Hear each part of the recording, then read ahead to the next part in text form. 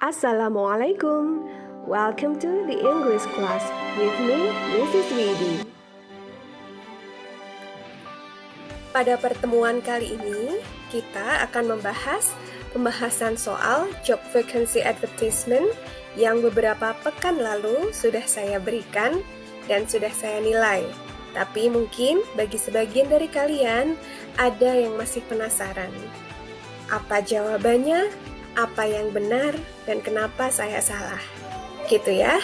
Jadi, mari kita saksikan.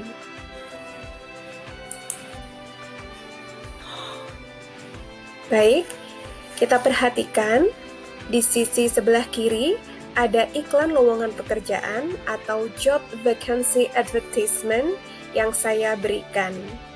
Lalu di sisi kanan ada 2 nomor pertama dari 5 nomor yang saya berikan juga. Okay, now let's focus on the first question. Number 1, what position is vacant in the advertisement? Posisi apa yang vacant, yang lowong atau yang kosong? Berarti yang ditawarkan pada iklan ini. Oke, kita konsentrasi, biasanya tulisannya lebih besar daripada tulisan lainnya. Yang jelas selain tulisan yang job vacancy ini ya. Oke, kita lihat. Hello, Wadzik is looking for people with passion to join our team as shopkeeper. Lihat tulisan shopkeeper ini lebih mencolok daripada tulisan yang lain selain job vacancy. Oke, dan di sini juga jelas dari kalimat awal, hello, Wadzik apa? Mencari seseorang ya untuk bergabung dengan tim dari Wadzik sebagai shopkeeper. So, the answer for number 1 is shopkeeper atau pelayan.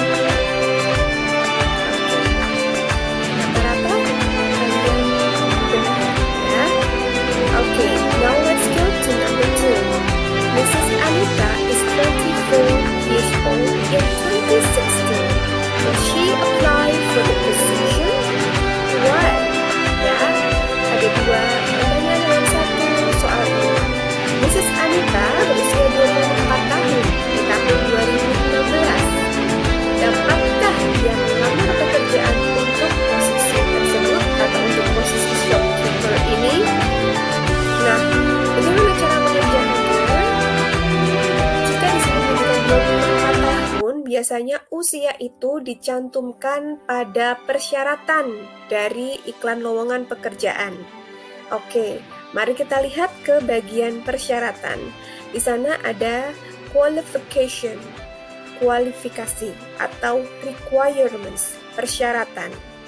Nah, di persyaratan yang pertama langsung muncul male maximum 25 years old.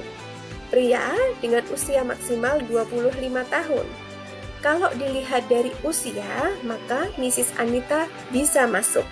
Tetapi kalau dilihat dari gender, jenis kelaminnya, so sorry, Mrs. Anita cannot apply for this position because Mrs. Anita is a female or a woman.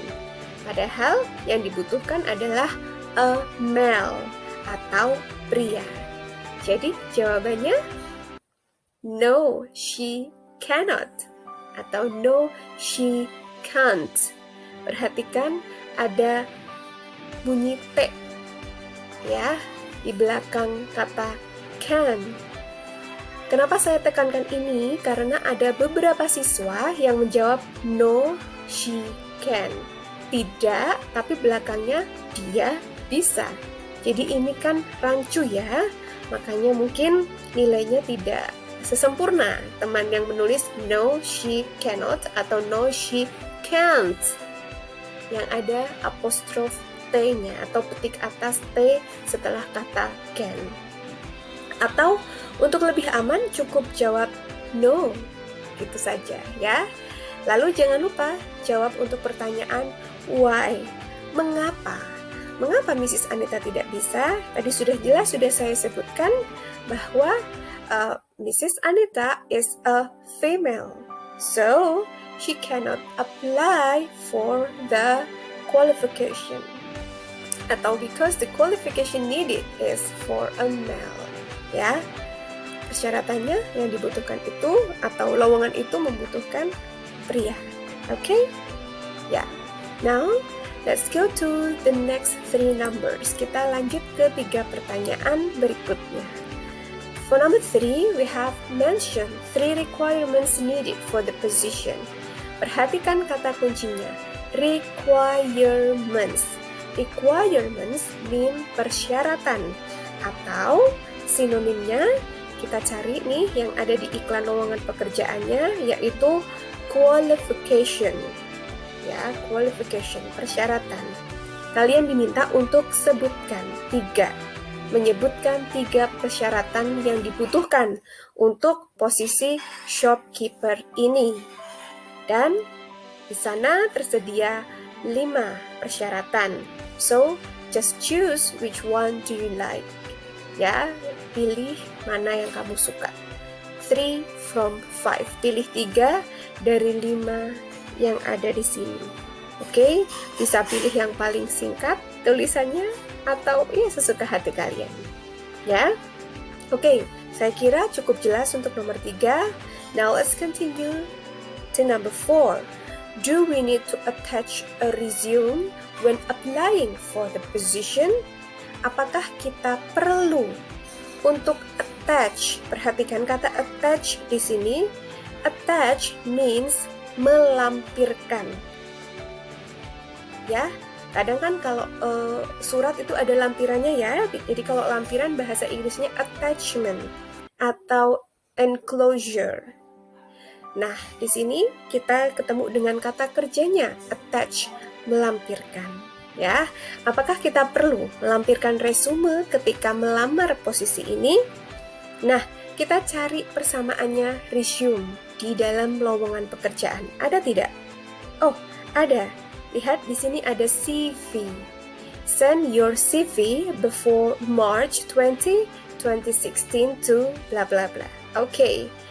CV, curriculum vitae.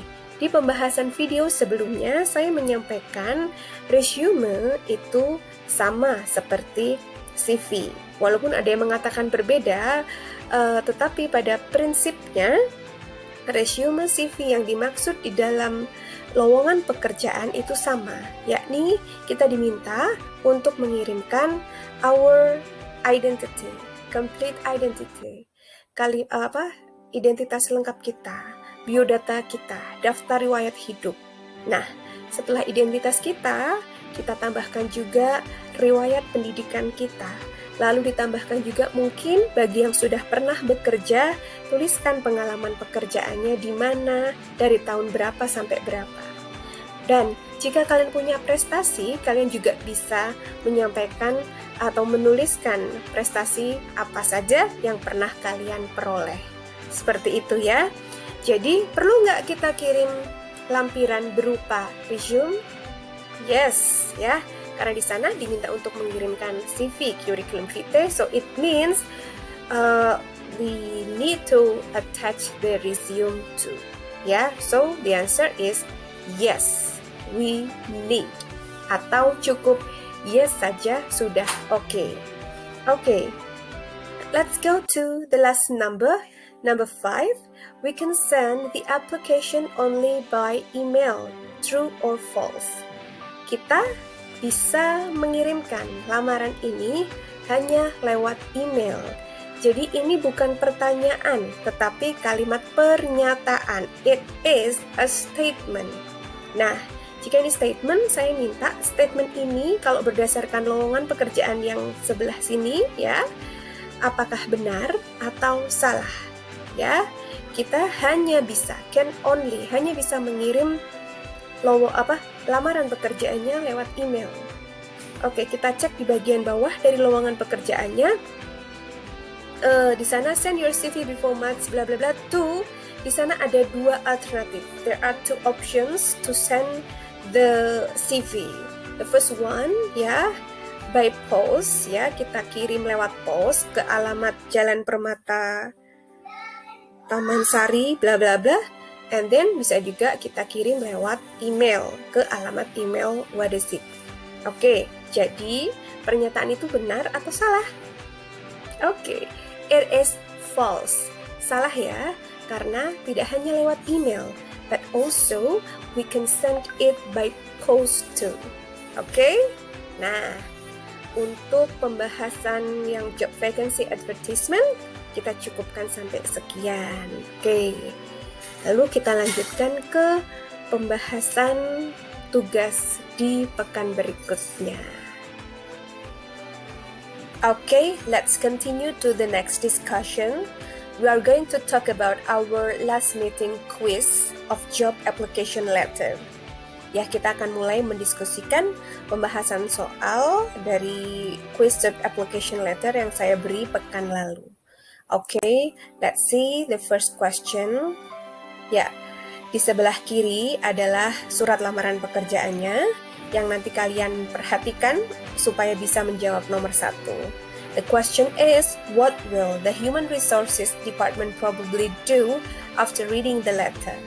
Apa sih yang kemungkinan Departemen Sumber Daya Manusia ini lakukan setelah membaca surat lamaran dari Mr. Raymond Crick? Jadi surat ini ditujukan kepada Departemen Sumber Daya Manusia atau Human Resource Department. Kadang juga ada yang ke manajer, kadang ada yang langsung ke direkturnya, ya. Oke, kali ini di surat ini ke Human Resource Department-nya. Nah, kira-kira apa setelah bagian Human Resource menerima surat kalian atau suratnya Raymond Crick, apa yang mungkin akan dilakukan? Apakah A, evaluate the salary itu gaji, akan mengevaluasi gaji yang ditawarkan? Tentu saja tidak ya, itu sudah kewenangan dari perusahaan itu. Ataukah yang B, start working, mulai bekerja di Taylor Inc, langsung, begitu ngirim surat terus langsung bekerja? Ataukah C, promote Mr. Crick to be a manager, mempromosikan jabatan Mr. Crick langsung jadi manajer gitu, dinaikkan jadi manajer? Diterima aja belum ya? Oke, yang D, consider Mr. Crick for an interview.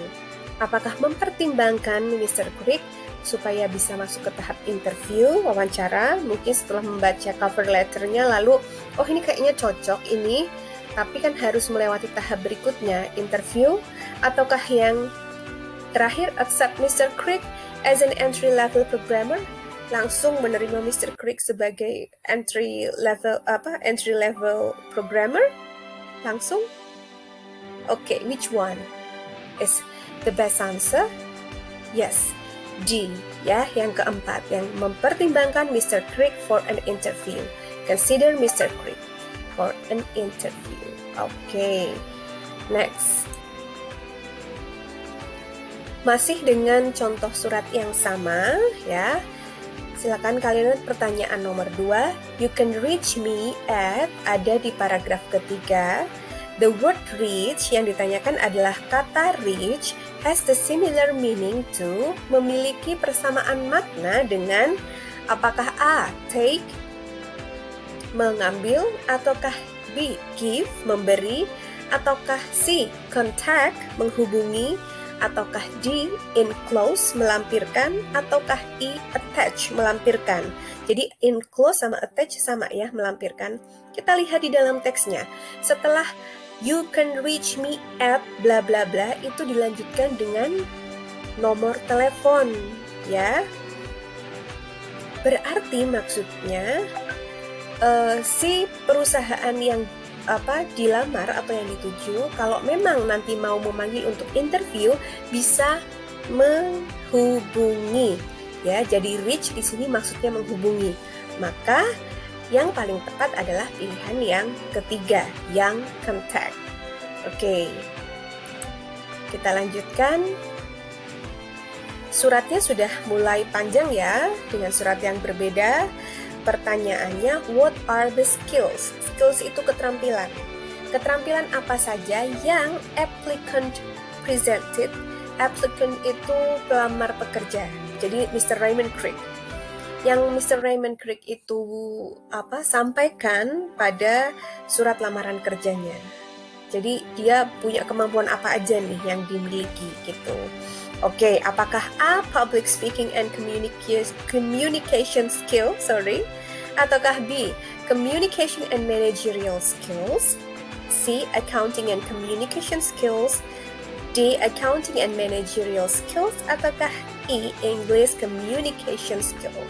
Untuk bisa mengetahui keterampilan yang dimiliki, bisa lihat paragraf isi, entah itu paragraf 2 atau paragraf 3. Tinggal kalian cari saja yang kata-katanya sama. Ternyata ada di paragraf 2 bagian akhir. Oke. So, mana yang kira-kira cocok? Ya, yang B. Memiliki keterampilan komunikasi dan manajerial. Berarti yang communication and managerial skills. Oke. Communication skills-nya ini mencakup keterampilan berbahasa Inggris dan juga keterampilan berkomunikasi dalam bahasa Indonesia, ya. Oke, kita lanjutkan number 4 dengan contoh surat yang kedua. Perhatikan pertanyaannya. I am itu harusnya an ya, bukan an independent individual who capable to work under pressure. The word capable has the same meaning too. Saya adalah orang yang merdeka, maksudnya orang yang independen, ya, bebas gitu. Who capable to work, yang mampu, capable, mampu bekerja di bawah tekanan. Jadi mampu dikasih tugas kerjaan yang setumpuk, itu dia oke, ya. The word capable, kata capable has the same meaning too, punya makna yang sama dengan apakah yang A, irresponsible. Irresponsible itu artinya tidak bertanggung jawab, ataukah B, professional, ataukah C, competent. Competent itu kompeten, punya kemampuan, ataukah D, awkward. Awkward itu canggung, ataukah E, unable. Unable itu lawannya able, berarti unable artinya mampu. So, mana yang cocok dengan capable yang memiliki makna yang sama? Yes, C, yang competent, memiliki kompetensi, memiliki kemampuan. Okay. Yuk, let's go to the last question.